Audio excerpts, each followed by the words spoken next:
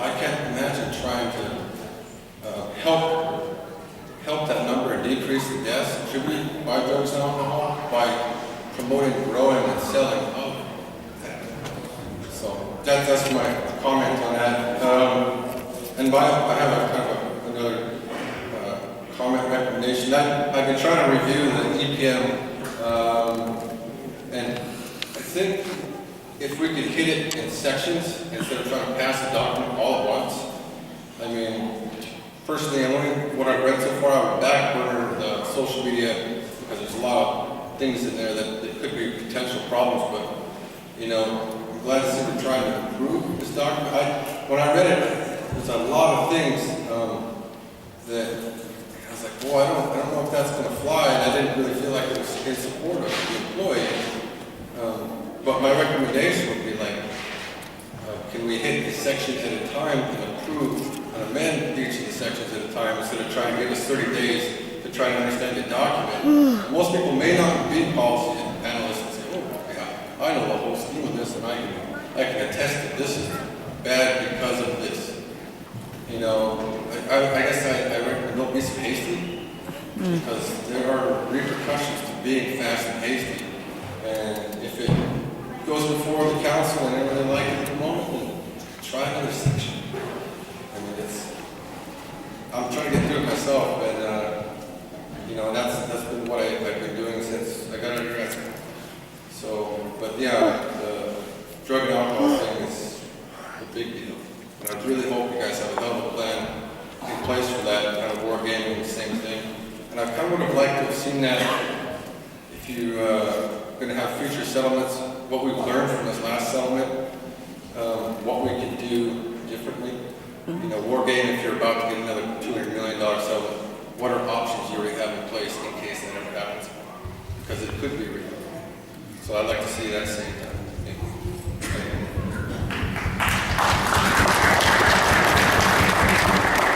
Okay, next question. Not a question, it's more of a personal comment, statement, whatever.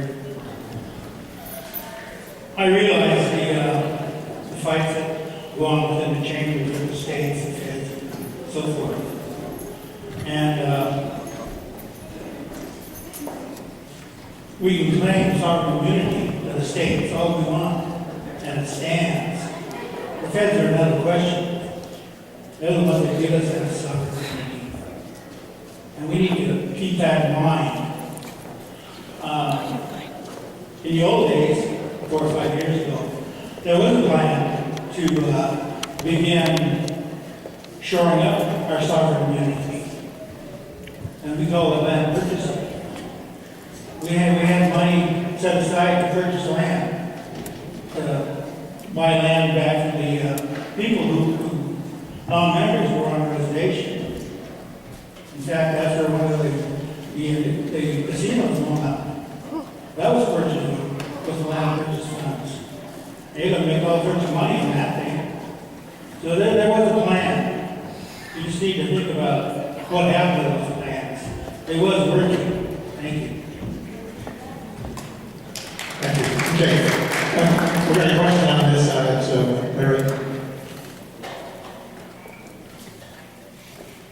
Hi, my name is Larry Robinette. I vote in the Lomac District. My parents are Milo Robinette and Sonny Robinette. My grandparents were Agnes Nicholson and Amber Robinette. Also, Lawrence and Omida Crowfoot from the Mons area. Now, my question is planning. We talk about, we're going to discuss this. We're going to put in the community. We're going to do this, or we're going to do that. Now, I was just reading a resolution where it says, Constitution established 1938. 1938. That's a few years ago. When we were talking about this marijuana, why haven't we done anything, there's other things that are legal, like barley, or hops, or beer, or wine. I don't agree with that, having that here, because it just promulgates what we're worried about, and that's abuse. We talk about the abuse. But one of the things I really, and I've said this many, many times, not only district meetings, here, the general membership meetings, and so on, we need to have a plan. I appreciate you all being here, all 14 of you being here. But next year this time, how many of you are going to be here? How many of you were here last year? Or the year before, or since 2006 or 2000? And look at the difference. Every year, we hurry and try to get things done. Elections come around, things don't get done. We don't have a roadmap. You know, here we are. I see all my fellow tribal members here. We have a concern. Our concern is our longevity, the cohesiveness. We need that to move forward. We seem to be going about like this and then back, this and back. We're not really pushing our barriers. We're not moving forward. We need to move forward. We need to have a plan. We need to go and say, hey, we want to reduce the number of suicides on our reservation. We want to reduce our reliance on the federal government because half of our money is coming from grants and contracts. We want to be self-reliant, don't we? We want to exercise what it truly means to be sovereign. That's determining our own destination. Right now, we're relying on too many people to get there. We're not relying on ourselves. And we have no plan. There's no plan. You know, we don't have any contingency plan. We're not even prepared for today if an emergency really happens. Do we react? Yes. Do we learn some things from it? Yes. But there are things that we're missing and just allowed to go by the wayside whenever we have an emergency. So I'm asking, please, sit down, map out what are we going to look for in 2 years or 3 years. We are very short-sighted because our council, our leadership is very short-sighted. And it's not due to the fact that they don't want to be there. It's just the fact of the way it is, the reality of it. Francis has been here for a couple of years, but how many years before that? How many EPs have we gone through in 10 years? I think the number is 13. Where's our leadership? Where's our consistency? You know, I came here back to residence. I plan on staying here until I retire. And if all things go well, I will be here. I'm a very strong supporter of us, who we are as people, the culture. We're Sage people. I'm Okanagan. I'm Southwell. My desire is to be successful. I want to see the success in my lifetime. We have success. Our longevity. We are standing here today, despite people such as Christopher Columbus, despite the U.S. government, despite people. And I want to be spiteful as long as I can. Thank you.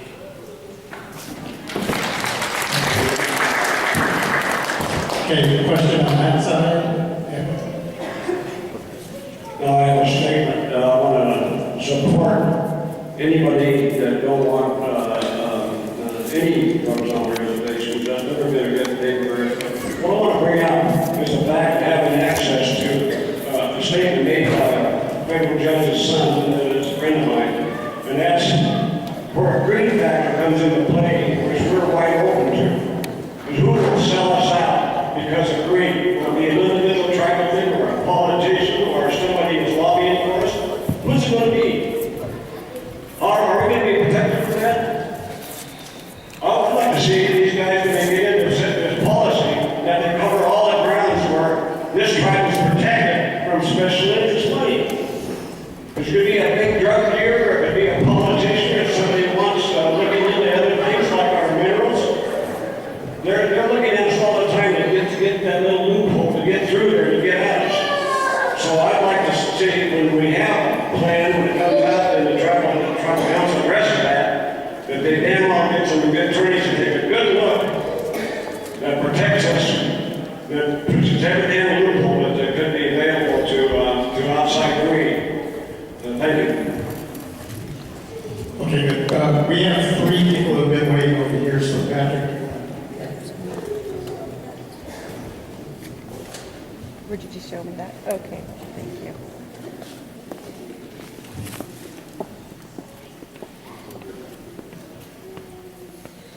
Nervous. Okay, so my name is Annie Carson. I live out in the lot, so those of you who don't know me. I'm one of the administrators on our CCG Facebook group, so if you want to link to that stuff, I guess you can bothers me because it happens all the time and I don't pay for that. We're talking about jurisdiction, we're talking about marijuana, we're talking about all these issues. When it comes to jurisdiction, you're supposed to make sure that all of our people know and understand all of that. There are classes that you can take into college. You might want to consider trying to get some of our people in there, especially the ones that work with all of these places that have a big say in becoming persuasive and changing things. You're obligated. You're obligated to make sure that everybody in this room, anybody that lives on your reservation, understands their own country's laws and rules. It's not fair. It's pretty arbitrary when you're like, well, I'm a U.S. citizen. Wait, I'm a tribal member. What applies to you? What doesn't apply to you? What applies on the res? What applies off the res? There's a lot of issues there. When I took that class, I can tell you what, there was only 2 of us that got a really high grade in that class for jurisdiction issues, and we still had a big, complicated problem with understanding everything, and we had to take it back to the teacher at the very last class and say, we're still having issues, we still don't understand, we're not comprehending everything. We got taught. That's how complicated those issues are, so it's very, very important that you make sure everybody understands them. Secondly, when it comes to the health of everybody, it's really hard because you see all these fundraisers everywhere because kids are sick, family members are sick, people need transplants, all these other issues, these are medical issues. I don't see you fundraising with these people. I don't see you bringing in any of the monies. I don't see you donating any of these things and making sure that these people, that their needs are met properly, especially when it comes to our children. My daughter on Monday, I have to take her to Sacred Heart. She has to have an echocardiogram for her heart to see what's going on. These are serious things because there's other kids out there that have these heart issues already. And that I've seen have their own fundraisers to raise their money so that their families can go with them to these hospitals. That's not fair. It's really not fair because if it was you, there's no way you would allow that ever for your children or your grandchildren. And I'm not yelling at you, okay? Okay, I can hear myself get a little bit louder and I get emotional and you can expect that, okay? When it comes to the water issues, yeah, it's a big issue. It's not just with the watersheds, but when it comes to our drinking water, our HUD water, our reports, the arsenic, the fluoride that we are forced to ingest, when we fill up those bottles and give them to our babies, that's what we're giving them. Every single time. And it's not really a choice unless you go out and you're able to buy water. I have 4 kids. It's expensive. We go through gallons every day because I make sure they get their water. So that's another thing. Another issue is when we look at our youth and how important it is to bring education to them, activities, so forth. About 3 years ago, they started a thing about the Boys and Girls Club, and we were supposed to put the programs into every district and start one. Well, after so many years, they decided now we're only going to put one in one district and see how that works out. That's not fair. That's totally not fair because that's one district and all our districts are different and all of our different districts have different amounts of people, you know, all kinds of different stuff can happen. So you really need to consider getting that in every single district or something of that sort. I live out in a lot, so you can put everything in OMAP all you wanted. It's not going to really do a difference for me because if I can't get to OMAP with my kids every day, there's nothing there for them. I live out in those huts and there's no activities.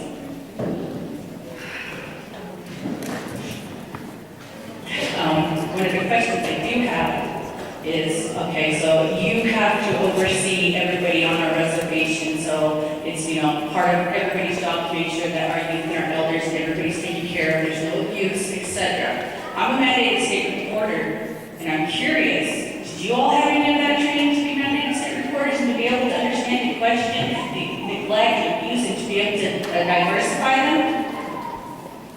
No? Not at all? How about the peacemakers? Have you had mandated state reporting? Anybody mandated state reporter for your group? The training? Yes? Yes, is that everybody? Or just a couple? Everybody, see? No? You're saying yes or saying no, I'm not sure.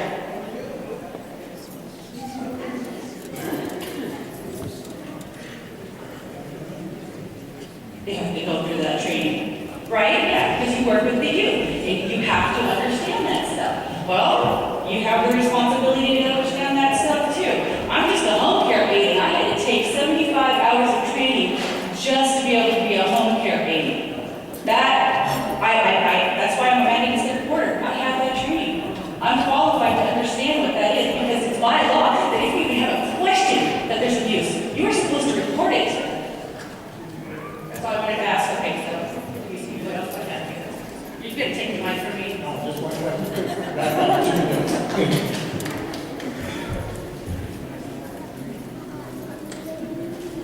Oh, I thought you had a question. No, no. I'm just saying, you got 2 minutes and you can ask all the questions. Okay, and so another thing is I'll make this the last thing. When it comes to all the trainings and everything and all the stuff that you're doing, when I ask questions to people that are on certain committees, I always get told, well, why don't you show up to our meetings? Your meetings are always in this building. Again, I'm in the lots. These committees are for every single district.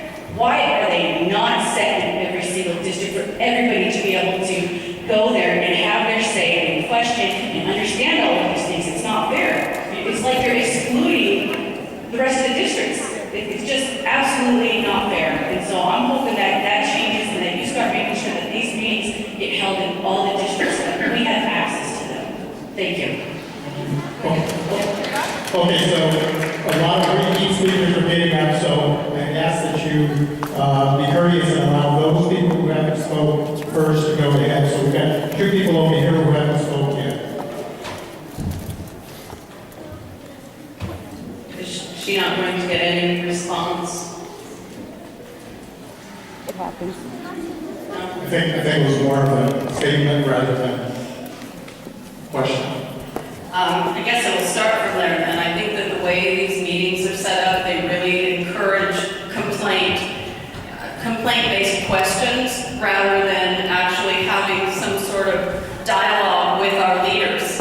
And it's frustrating, so I'm going to echo something that several other people have mentioned, and I will get to a question, but I want to start by saying that these meetings are being run and dictated by people we didn't elect.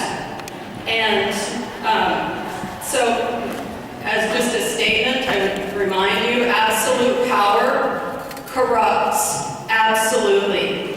We came here to talk to the people we elected, and everything is being dictated by somebody. We don't have any control over them even being where they're at. And I guess it's frustrating to me because I want these meetings to be meaningful. Why don't they include any votes of confidence from us? That's a question. Why don't these meetings include accepting ideas from the membership as to how things could be better? Instead of you telling your administration, telling us what they want us to know, but they don't give us anything tangible. We have to squint and try and read what they're showing on their little PowerPoints as they quickly go through them and then told, hey, you got to call the office without any explanation as to what office that is to get information. It should be available to us. This meeting is not a surprise. You knew that it was happening. They knew it was happening. And you didn't bring us anything. Initially, I think in order for us to have that meaningful dialogue where we can tell you our ideas, we need to know what your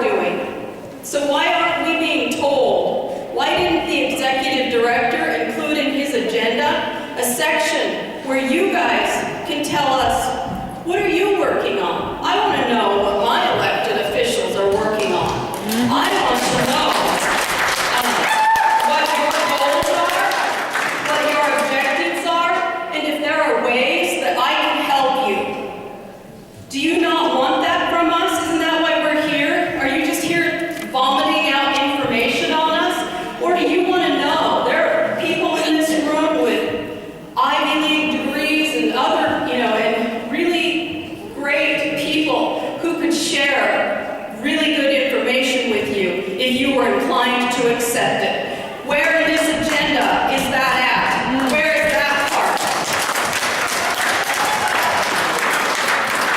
And I want answers. I want to know what you guys are doing.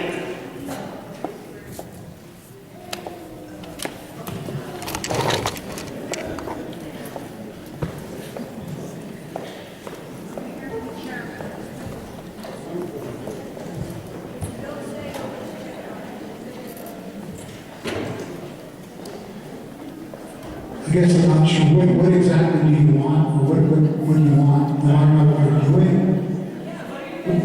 We sit every day in committees, going through resolutions and working on things that come up from, working on, you know, what's basically on the table. A lot of times, when we do individual, that is one of the problems, is our planning process, is trying to figure out what we do. Well, we have 2 years, you know, we sit at the table for 2 years, and then a lot of that is basically campaigning. I mean, that's one of the problems that we do now. It's hard to get a big, huge plan and a focus and visions from each one of us, because each one of us kind of have one when we come in. There's 14 of us, and when we try to, but I think, I would hope that a lot of times that some of the, you know, the focus does come from what I think you're referring to is from the programs, to where their focus, they have goals and objectives, and they know things that we can align with them on what their focuses, goals, and objectives are. It's one of the problems that I see is when we are trying to focus.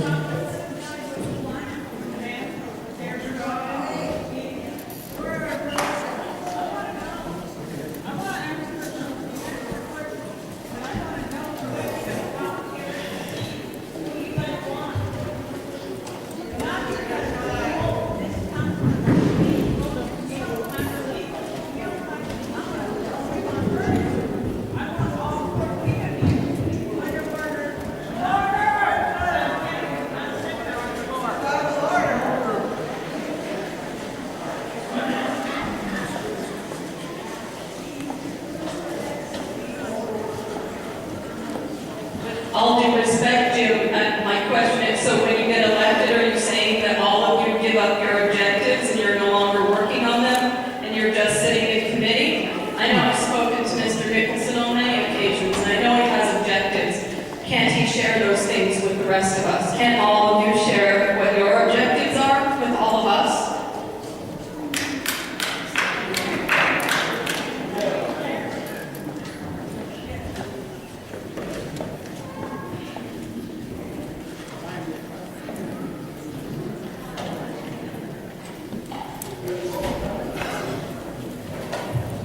Hi, C.B.C. First, I want to say that the agenda was set by council mostly, so I want to take some of that heat off of Francis. And I just want to say, when we went in and started talking about what we're going to do, we wanted to be able to give everybody a chance to hear the major things that we hear about, the things that we get the most calls on. That's why we have representatives. Next year, I'm sure we'll put this, having committees report out on there so that everybody can know. But it was something that we just thought was going to be more helpful to have some of the things that we get the most call on. And I'm just going to be honest here, and I don't know if it'll be very popular, honestly, or not, but last year when we reported out, there was talking, and it didn't seem like people were very interested. When Jim was doing the welcome, there was a lot of talking, you could barely hear it. And it doesn't seem like there's very much interest. And so we thought, okay, well, put up some things that we get calls on. And so that's what we did. But I would be happy to report out on Culture Committee and some of the objectives that I'm working on. If any of you guys read the Tribune, you know that we brought it into Culture Committee to possibly change the band names from the way they are now back into traditional. Right now that's in a comment period with ORA, and so I can't say where it's going. We haven't got comments back yet. We've also been in history and archaeology has been doing stuff at Q Mission, which was Q Mission and Church, trying to maintain the buildings and where it is, they're safe from the environment, they're protected, and they'll still survive and remain. I guess one thing that I've been personally, my biggest thing right now is the names. I'm really excited for that and waiting to hear about the comments and anxiously waiting to hear about the comments from the panel members. Thank you. And also, we've been working on, I guess, Bill 1495. I don't know if many of you know what that is, but it is a recommendation out of government, the United States government, for tribal histories to be taught in regular schools. And so that's something I serve on the board at MAC, the American Indian Culture Committee. And right now, that's something we're talking about at MAC is they're developing kind of a co-curriculum and they're doing pilot projects. So we're trying to get in contact with superintendents to see if maybe our reservation would be a good place for the MAC. They're just mini pilot projects. It's like a 20-minute or half-hour, kind of time frame for young kids to see how things will go. But those are some of the major things I'm working on right now and currently. So I thank you for your question. And next year, I'll definitely suggest that we have the report outs in the beginning. Thank you.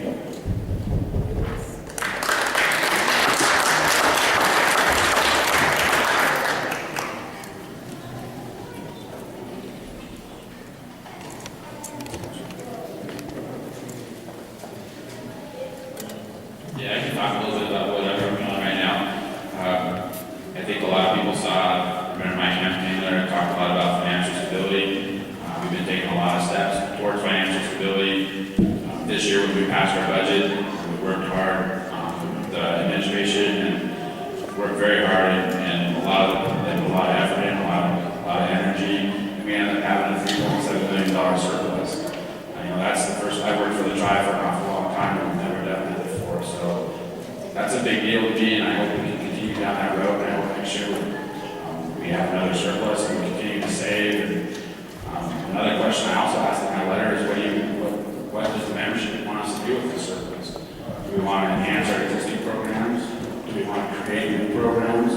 Or do we want to save it? I think everyone up here knows what I would do with it, but I've said that I'm open to whatever we want to do. And we've talked about that with we've talked about that with our council. We've had many meetings, and I think we're going to move forward and try to do some things that are going to earn us more money and try to focus a little bit in on our elders. I know we're working a lot on the facilities for our elders, and I know we've talked about the Boys and Girls Club, and I wish we could do it in every district, in every single town on the reservation. Unfortunately, we don't have that much money yet. Maybe in the future that's something we can do. I'm also very involved in the Annual Forest Project through the Intertribal Timber Council. I think that's something that potentially will bring us an additional 30 million board feet to our OMF mill, and that will take a lot of pressure off of our reservation. We can be a little bit more selective on what we cut or what we don't cut on our reservation. There's a number of other issues that I've had the pleasure to work with a number of our council on different side issues, and I think I will say this, in my third year, this is easily the easiest time I've had working with all our different council. It's definitely a great team environment, we're getting a lot of things accomplished, and I think our membership is going to be able to see a lot of results coming soon.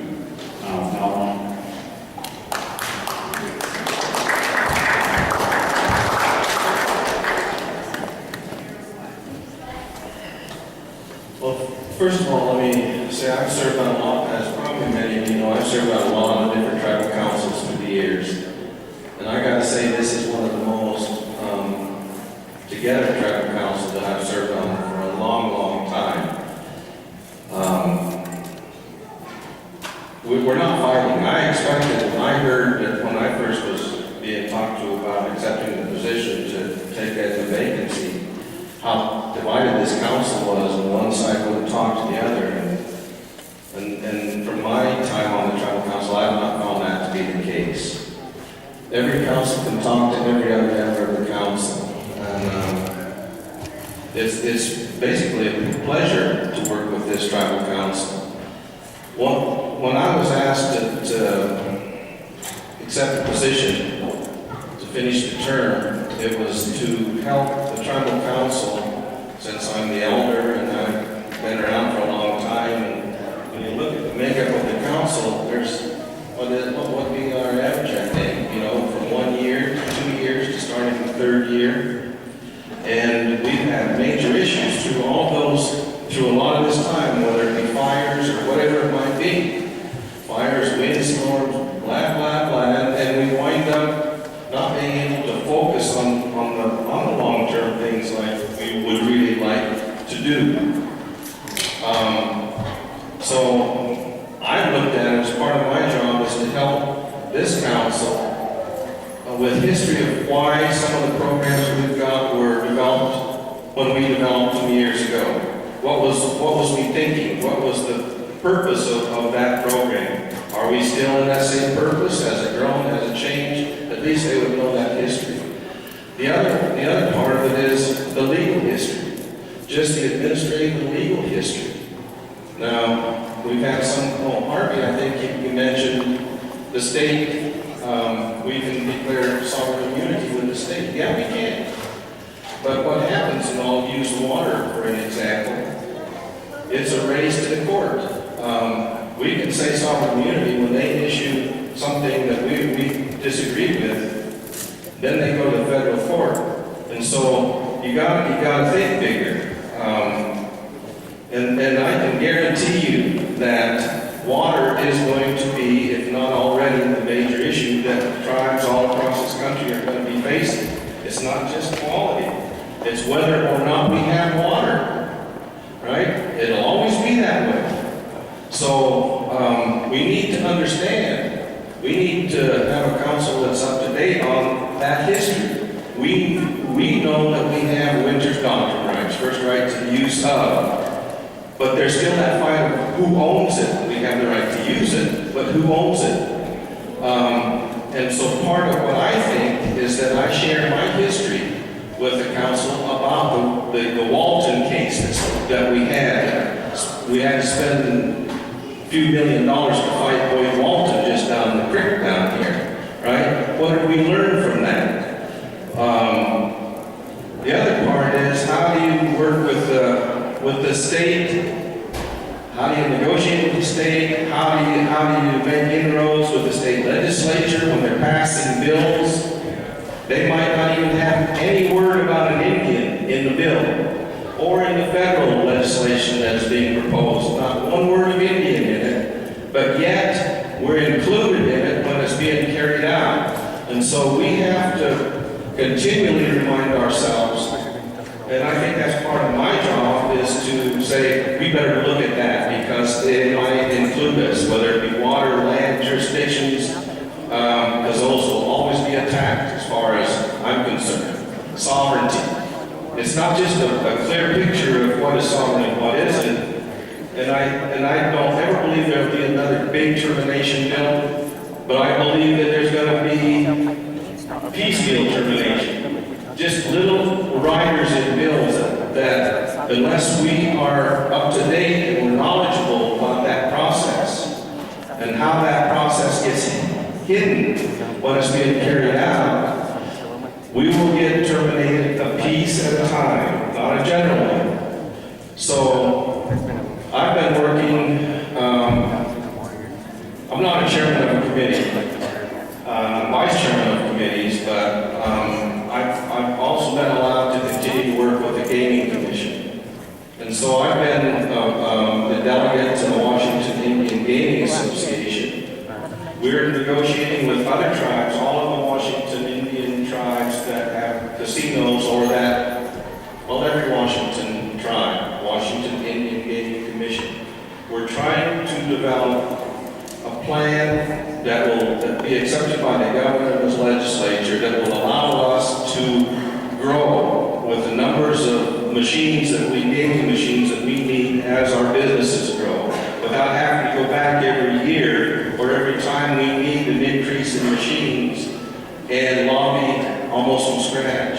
And what we call a trigger mechanism. so that when we get to a certain level in our business and we need more machines, that trigger will kick in automatically, and we can get 100 new machines without having to renegotiate all the time.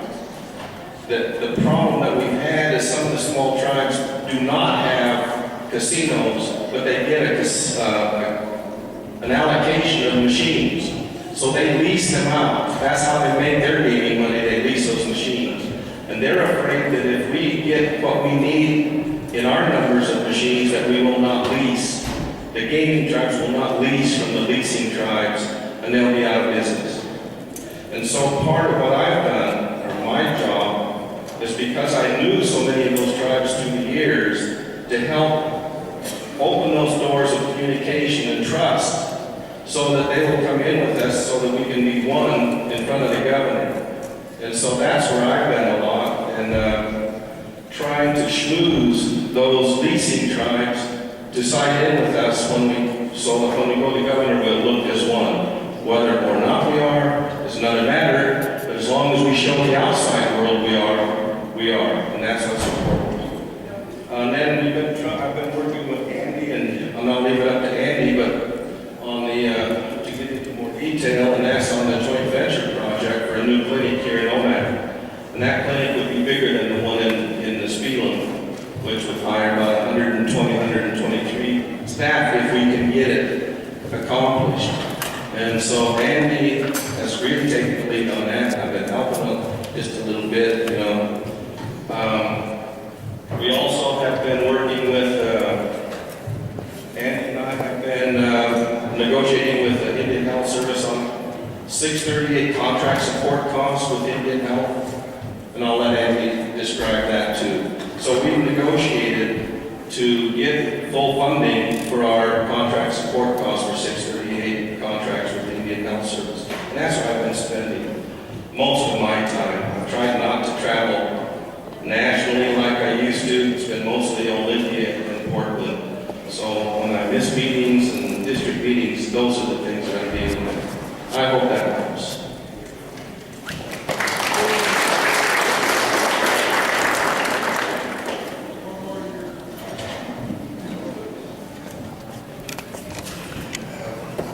Really glad to have this opportunity to kind of express what I do. I guess I could blame it on my elders for their teaching. Being raised, by my mom and dad, around my grandmother Lucy coming in. And really glad that Nels back on council to remind our council about how they're going to try to peace treat the rights of our people away in any way they can. Anyway, when I first got on council, I went to D.C. and I wanted to lobby for a hospital and a reservation to have our babies here again. And I was told that there was should have came here 2 years sooner because Congress ordered IHS and tribes to work on a national facility distribution plan and also work on a master plan. So, when I first got elected, my elders told me that you stand up for your people and don't back down one bit. And be there for us and tell them what we need. That elder ain't with us anymore. I remember his words, and we used to have a little lady that used to come to our general membership meetings. She told me the same thing. She's no longer with us anymore. Anyway, that little lady was Matilda Bearcat. And I remember those words, and to me they were really important that I speak up at these meetings. So I got elected and was put in the health committee.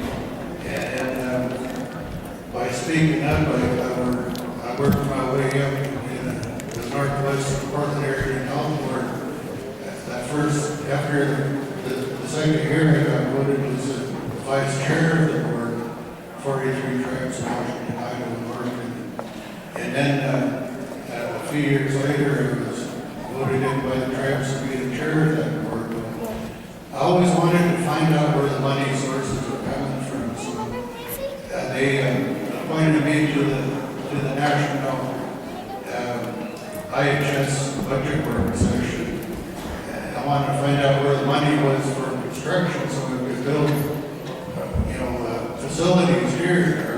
Our clinic was close to 80-some years old, and anyway, I found out that the way the funding is, no tribes in the Northwest area would receive a facility for more than 30 years.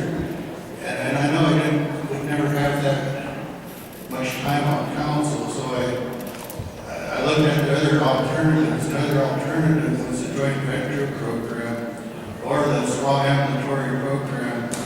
Small ambulatory is where the government will build your facility, but then the tribe is stuck with all the staffing needs.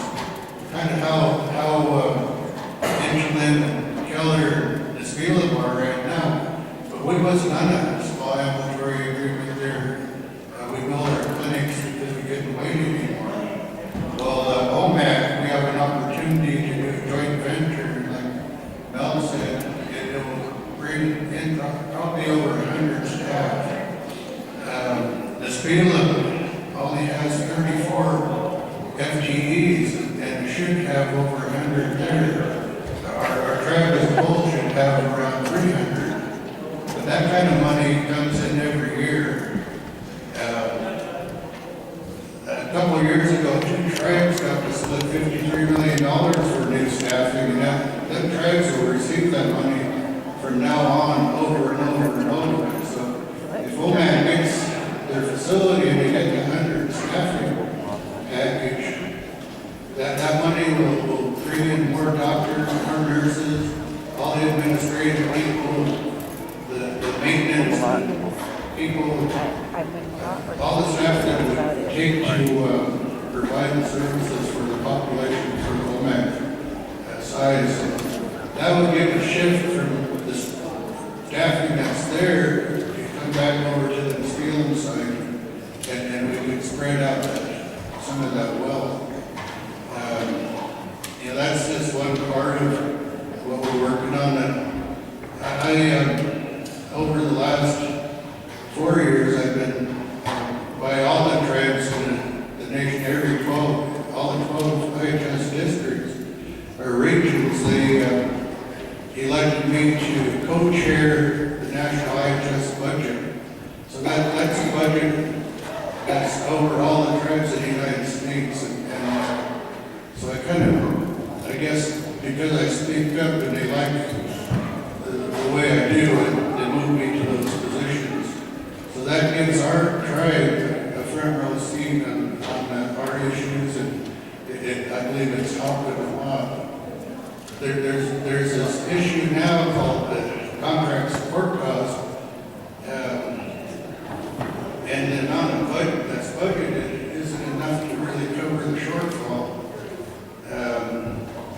So what's going on now is the government is going to make tribes fight amongst each other to go after that funding source. They're going to have to make cuts someplace, and I'm going to have to be there to make sure that we're protecting our direct services that we get at our IHS clinic now. That's the part of determination that Mel was talking about. So it means being away from home a lot, but to me it also means the lives of our people. I know a lot of you probably have to deal with the poor issues with our IHS that's because they're not funded right. When I first got on council, I wanted to sue IHS, and then when I got on the budget work group, I found out why they can't provide all the services that they do. They're really underfunded, and we got to be in D.C. lobbying to do everything we can to get every bit of money that we can. I'm actually really glad that Johnny asked how we could help. There's the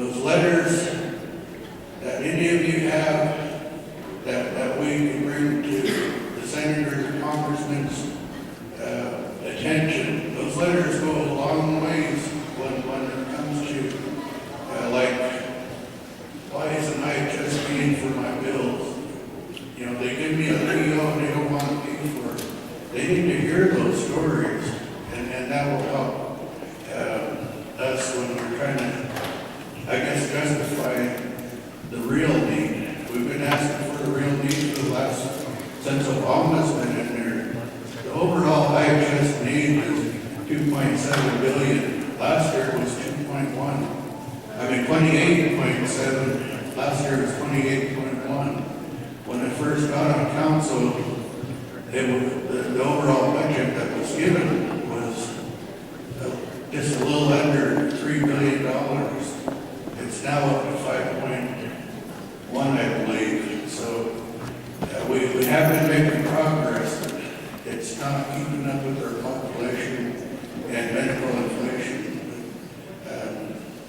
That's what I do in a national group. I've had my license always working with the state and that the Affordable Health Care Act, things that are coming on. And, you know, we have 2 states of emergency. They're both on health. One's on suicide, and the other state of emergency is on our staff here. I've been pushing on our staff here, you know, ever since I've been on council. So that's about all.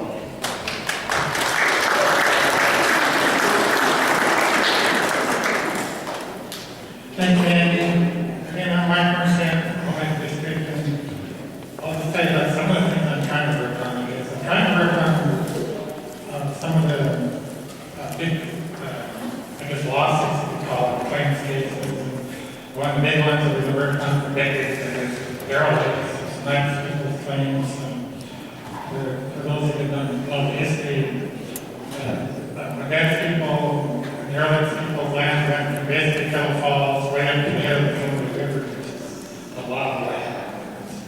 And we're not in this for money, of course, but it's literally billions of dollars resources, very rich land. That's where people live there. Used to be the biggest salmon fishery in the world, Kettle Falls. And over time, over history, as the British Columbia got settled, the white people basically just kind of moved in and squatted over the land and took it over. And eventually, our people were pushed out and declared extinct.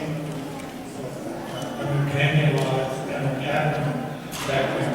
So ever since then, our people have been trying to get our land back, our rights back. And I have no idea when it started, but I know when I grew up, one winemaker was Charles Fantastic. He's been telling me that since I can remember. We need to get our land back and fight for that. That's it. We'll give everybody here all back. Whether that's this year, 100 years, 100,000 years, whatever it takes, we gotta keep working on it. So that's what I kind of do. And it's not just me, it's the rest of the council. The rest of the council works on it. I'm not a committee chairman, I've asked not to be a committee chairman, not to want me anyway, but I want to work on the states, and I want to work on the next states. And they've been so good about supporting me. I just support them, our culture committee chairman, and me person, and Alan for actually being chairman. Really the whole council, really. And we're working on it. And the reason it's important right now is that there's been a major case up in Canada. It's called the Chilcotin case. Chilcotin is up there by Williams Lake. There's a bunch of people up there, they have huge land claims. And basically what happened is they maintained this huge block of land as their land. They said we didn't sell it, we didn't have the treaty, it's still our land. Because Canada had moved in, white people are moving in, companies to move in, kind of like around here. And they took it apart, they spent a lot of money, a ton of money, they went to court. I heard they spent like $19 million, $20 million. They're not real super wealthy people. It's real important. They spent a lot of time, a lot of money, lots of lawyers, lots of work. And they took that case and went right through the trial court system, through the appeal court. And just a few months ago now, they went to the Supreme Court of Canada and they totally won their case. 8-0 decision is unanimous. The Supreme Court of Canada says, you're right. This is still your land. All these white people